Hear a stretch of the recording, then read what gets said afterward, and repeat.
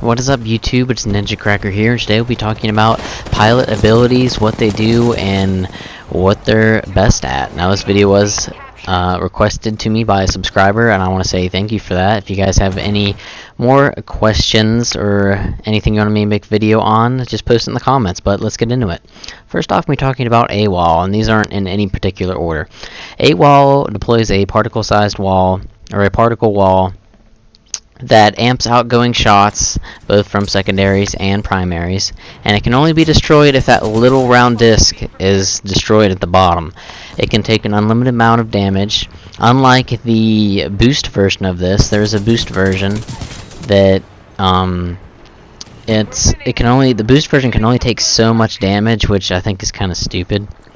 But this one can take an unlimited amount of damage. It's just on a timer, and it can only be destroyed if the little bottom round disc is shot, which I have never, in all my time of using this, ever had it destroyed on me. Even when a Titan is shooting directly at you, it's very rare that they have the accuracy or even the knowledge to aim for that little circular disc, but you guys will now. So if you guys ever run up against a guy with a particle wall, now you know to shoot for that little disc at the bottom. Now, as I said before, it does amp all outgoing shots from both primary and secondaries, which makes this great for taking out Titans. Throw this down on top of a building or some place where you have a vantage point on some Titans, and you can just shoot them for days, and it'll amp your outgoing rockets or projectiles or whatever you're shooting at the Titans, and you can take them out super fast this way, and they cannot destroy you as long as your particle wall is up, or if they're smart enough to actually shoot the bottom of it. This is also really good to deploy on objectives for amped hardpoint or even CTF or bounty hunt, like right where the banks are. You can deposit right there, and it's really good for holding down objectives, taking out Titans, or just anything that involves suppressing area. Like you see that Titan right there was shooting at me, and my shield didn't go away until the timer ran out. But let's talk about the holo pilot now. Now, this I had probably the most hilarious time with, because it is so much fun tricking people. You create a hologram of yourself that mimics your actions when it's deployed. So if I'm running and I deploy it, it just continues running. You see me trick that Titan right there. He actually goes off and tries to shoot my holo pilot, which I find this so much fun. This is actually really good for CTF, but I'll make another video about that later. But here you see me eject out of my Titan, drop my holo pilot, and my holo pilot drops on the ground, and the Titans scramble to shoot him. And it also has a little bit of AI, because I noticed if you deploy it in front of a building, he'll actually walk through the doors. But this is really good for distracting enemies. Okay, well, probably best at distracting enemy Titans. Like, they'll go after this instead of going after you, which gives you time to get away. And it's just, you get 2 activations with this, which is really, really nice that they give you 2 activations. I don't know if there were 2 in the pre-alpha or not. I remember I really didn't dabble around with this too much in the pre-alpha, but in this game actually I have it one of my permanent classes just because how fun it is. Even if you're just standing in place and you activate it, also if you're wall running, as you see right here, it will just continue wall running, which is really neat. But even if you're just standing in place and you activate it, your hologram will just stand in place, which is pretty cool. Now let's talk about Pulse Blade, the one that I feel that everybody uses, but also everyone thinks it's overpowered. Okay, it's a throwing knife that you throw out, and wherever it lands, it pulses, and it has not a very big area where it pulses, but it shows all enemies on the map and through walls, as you see right here. But a lot of people feel that it's overpowered. Like, I saw one video of this guy on YouTube, and the title of the video was "How to Counter the Pulse Blade," and I thought, you know what, yeah, that sounds interesting. I'll watch that. And the whole video, all the guy talked about was, to counter the Pulse Blade, you should use the Pulse Blade yourself, because you're at a disadvantage if you're not using the Pulse Blade.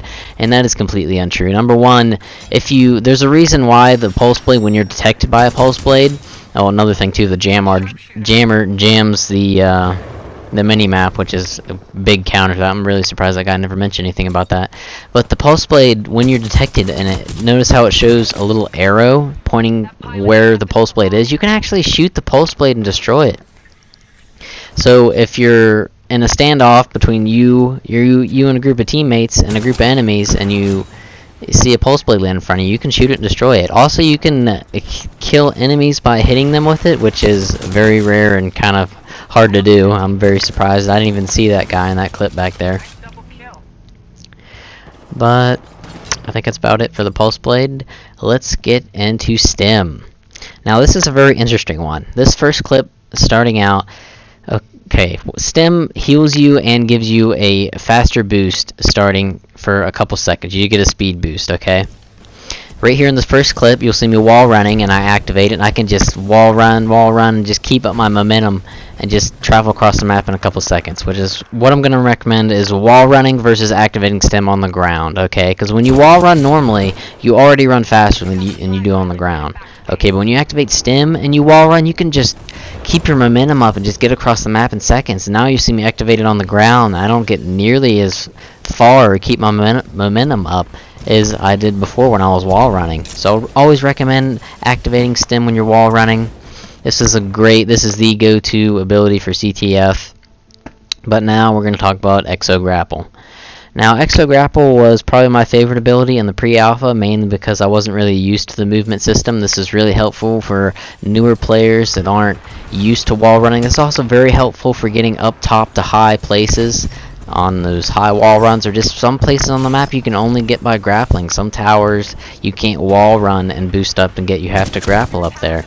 Now you can also kill enemies by grappling them. This is really satisfying, and it's kind of difficult to do, but kind of not. As long as you hit the center of your screen, you'll always get them. But I would say the number one thing this is good at is rodeoing enemy titans.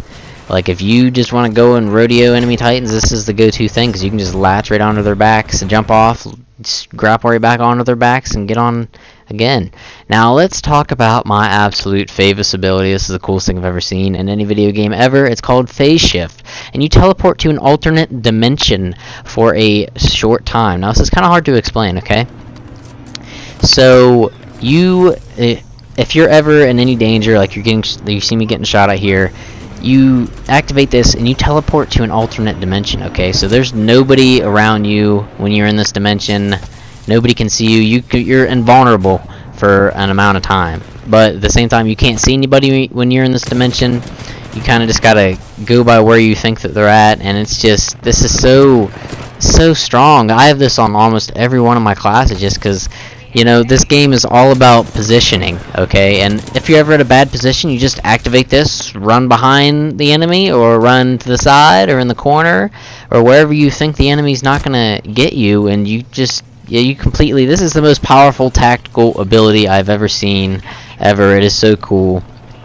I would highly recommend it. Also, if there's a grenade next to you, or a tick, as you'll see coming up here, you just activate it, the grenade blows up, and you're unaffected. I can't get enough of this ability, honestly. You get 2 activations with it, and it's probably one of the fastest recharging abilities too, which is just absolutely great. I mean, you can just phase shift. You almost always have this. There's not really any time that you don't have this, which is good. Definitely one of the most tactile things. It's actually probably be pretty good for CTF if you really know how to wall run and move that flag without using stim on CTF. This can be so clutch. But let's talk about probably one of the most powerful abilities and the easiest ability to use, and that's going to be Cloak. Okay. Those of you who watched my stream know how I feel about Cloak. I mean, it is very powerful in the fact, maybe I'm just blind sometimes, but I have had people, it's so hard to see cloaked people, and it lasts for a good while, and it doesn't disappear when you start shooting. It just blinks on and off when you start shooting an enemy, which makes it so much strong, and it lasts a good while when you're cloaked. Like, you can stay cloaked for it's a good amount of time. But I've had people cloak, walk up to me and melee me, and I didn't even see them. Like, I've had instances where I get shot, and this guy was standing right next to me, and I didn't even notice him, just because, you know, with jumping around and moving. I'd also recommend, if you're cloaked, run around, jump, and don't stand in place. If you stand in place, they can make the outline of you out. But this has been Ninja Cracker.